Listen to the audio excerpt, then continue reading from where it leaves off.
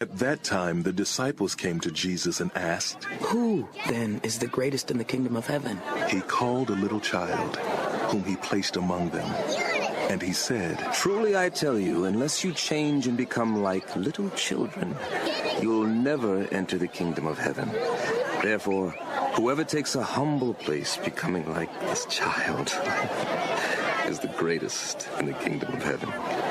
And whoever welcomes one such child in my name welcomes me. If anyone causes one of these little ones, those who believe in me, to stumble, it would be better for them if a large millstone were hung around their neck and they were drowned in the depths of the sea. Woe to the world because of the things that cause people to stumble. Such things must come, but woe to the person through whom they come. If your hand or your foot causes you to stumble, cut it off and throw it away.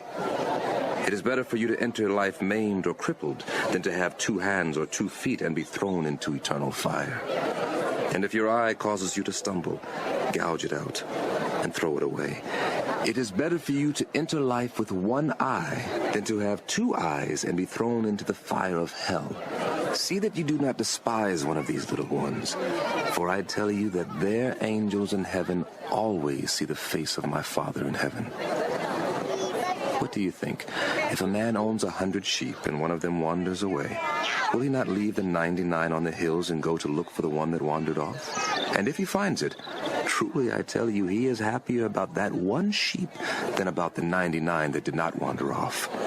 In the same way, your Father in heaven is not willing that any of these little ones should perish. If a brother or sister sins, go and point out the fault, just between the 2 of you. If they listen to you, you have won them over.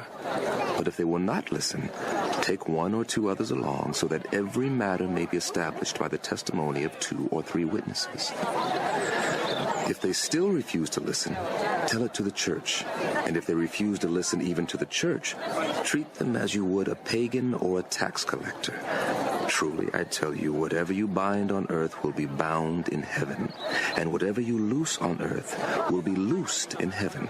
Again, truly I tell you that if 2 of you on earth agree about anything you ask for, it will be done for you by my Father in heaven. For where 2 or 3 come together in my name, there am I with them.